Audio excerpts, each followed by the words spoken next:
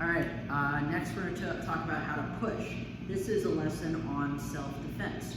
So when we are on the reach and someone else is trying to slow us down, we need to have some defensive tools so that we can avoid getting slowed. So let's talk about what is pushing, okay? Pushing is sailing behind an opponent and preventing them from slowing you or making them sail faster than they intend to.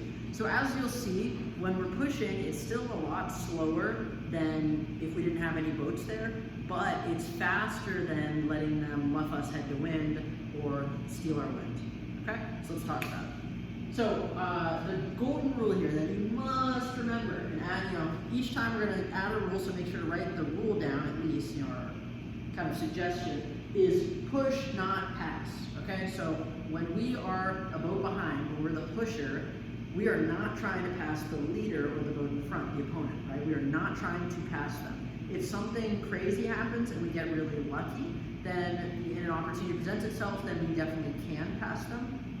But schematically, we're not trying to pass them, we're just trying to push them. And hopefully we have teammates in front of us that we're pushing them towards, and then we can work together, which we'll get to, okay? So we're trying to push them, we're not trying to pass them.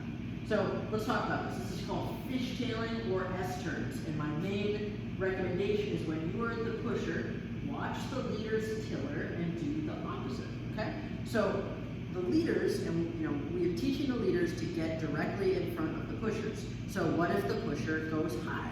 Well, the leader needs to also go high, right? So let's see. So the pusher's going to be high. The leader, so second friend, is going to head up to get in front of the pusher. See, that's the tiller there, to leeward. Then the pusher is going to head down at the same time that the leader heads up. Then the leader is going to want to head down to get in front of the pusher, so they'll pull their tiller to windward, and that's when the pusher heads back up. And as you can see, we're kind of going in opposite directions, and it makes it really hard for the pusher, or sorry, the leader to do what they want to do, the opponent, which is to get a hook. So get you overlap to windward and then luff you up and bump you, right? Bump and run. So if they can't get an overlap, then they can't bump you. So this is a really good technique. Now let's talk about a few exceptions. Maybe you have someone who's not so experienced or not so disciplined, and this can be really good, right? So if the leader is not trying to get in front of you, if they're just sailing straight to the mark, and there's a bit of a gap, you can go high.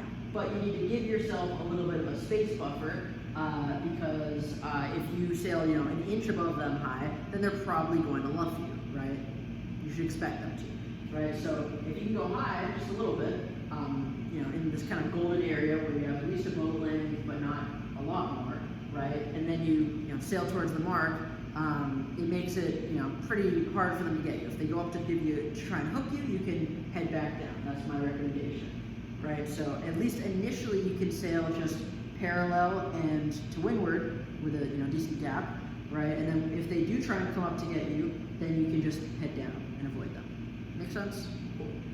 So now we're going to talk about sailing low. So sailing to leeward and coming from behind is pretty safe until the next mark, but the bad air can be strong. So like if you sail to leeward, they have to at least get out of your way to let you point at the mark. But, they can't head down and hit you, but you can't head them up either, right? So we just have to kind of sail next to each other, and, they'll have their main over trims probably to slow you down. The bad air can be quite strong, so that's the only thing I worry about. So if you feel the bad air is quite strong, then you can just kind of dip and then head up, and then start to fishtail or S-turn again, right? But if the bad air doesn't seem to be affecting you that much, then it's a perfectly safe way to sail, right? So we go to leeward. However, when we get to the mark, being to leeward is no longer safe. And I'll talk to you why by teaching you your very first mark trap, which we'll get into the nuts and bolts of later. But right now I'm just going to show it to you, kind of blow your mind. Okay?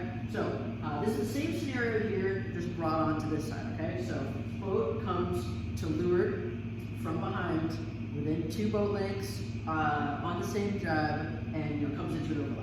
All 5, so they are proper course, fully restricted. Okay?